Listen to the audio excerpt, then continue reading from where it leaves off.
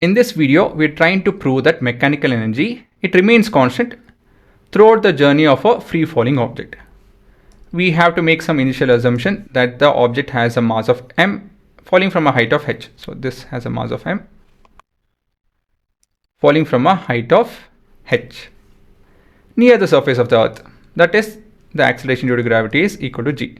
So here it's falling with an acceleration of g. So these are all the things that we need to figure out. And one more thing which I want to make obvious is this.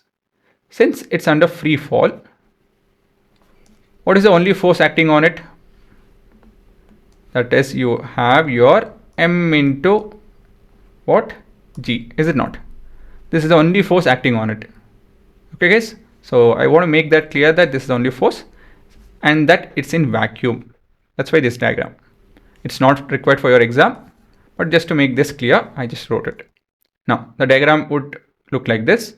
Since we are trying to figure out that the mechanical energy remains constant throughout the journey, we are considering three different cases. One at the top, here just before it hits the bottom, okay, moment before it hits the bottom, almost at the bottom, very near to bottom, it's in between. So three different cases. So one, the object is at a height of h. Second, it is at a height of x. And third is just before it hits the ground. So h is equal to 0 over here. Okay.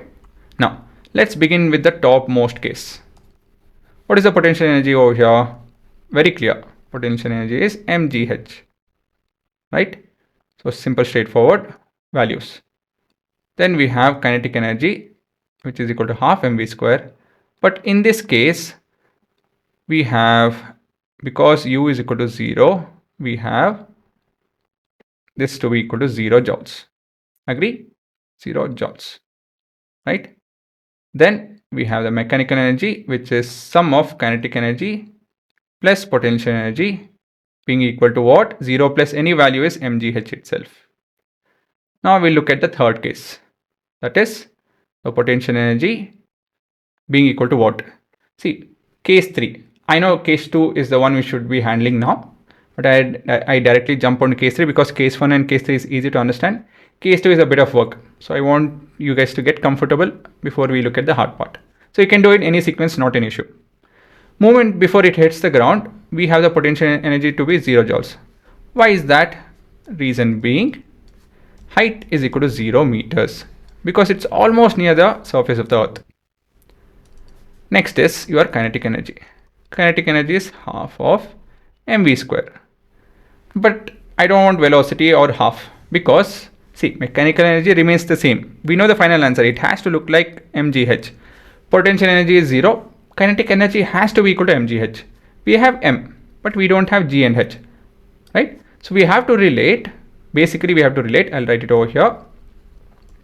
We have to relate h with what? V square and by 2. What can relate all of this?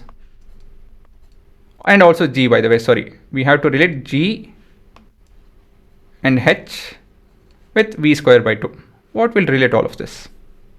See, g is nothing but a, s is nothing but s.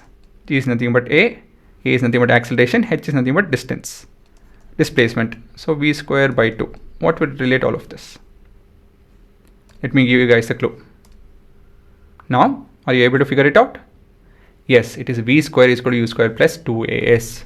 So we know that WKT means we know that v square is equal to u square plus 2as.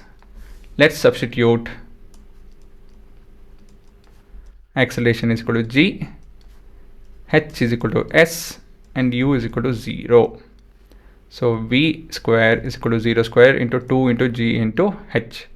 So if I substitute all of this over here, therefore we have the kinetic energy is equal to half of m into 2 into g into h. What happens to half and 2? Obviously they'll get cancelled. Okay, I hope I didn't confuse you guys. Half and 2 get cancelled and we have, yes, mgh. Okay, let me write it neat. I'm scared you guys might get confused. Right guys? So 2 and 2 gets cancelled and we have mgh, and therefore mechanical energy, which is 0 plus mgh, kinetic energy plus potential energy is equal to 0 plus mgh, which is mgh itself, right? So case 1, case 3, yes, we got the same answer. Now in between case. So in between case, first we'll begin with, yes, potential energy itself, which is equal to m into g into the height. I mean, I'll not write it as h, I'll write it as the height, right? Now, what is at what height is it at? It's at a height of x, right? You can see over here. It's at a height of x. So we have this equal to mgx. Okay. Now, what is the kinetic energy? Kinetic energy is half of mp square. And we again know that v square is equal to, right? So we know that v square is equal to u square plus 2as 2g into s, right? S is nothing but your displacement. Here the displacement is what? How much has it traveled? If this distance is x, this has to be what? Remember, this entire thing is h. So this height from here to this point, what is the length? H. Is it h? No, h minus x. So your s will be equal to, okay, let me write the entire thing so that you guys don't get confused. V square is equal to u square plus 2as. Here u is equal to 0, a is equal to g, and s is equal to h minus x. I made it very clear so that you guys don't mess it up. Therefore, v square is equal to 0 plus 2 into g into h minus x. Agree? Okay, this is 0. This is 2 into g into h minus x. Therefore, kinetic energy is half of m into 2 into g into h minus x. So we have 2 and 2 that gets cancelled, and we have mg h minus x, which is using distributive property mgh minus mgx. So this is your expression for kinetic energy in total, remember.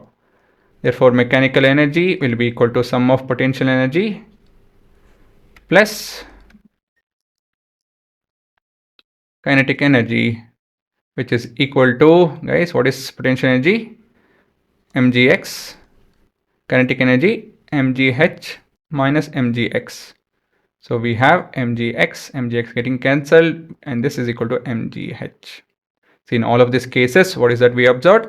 Sum of kinetic energy and potential energy remains constant, and the conclusion is mechanical energy is constant. There is thus a continuous transformation of gravitational potential energy into kinetic energy. That's it, and that would be your answer. And now you guys have to pause and copy all of this, excluding this. This is not required.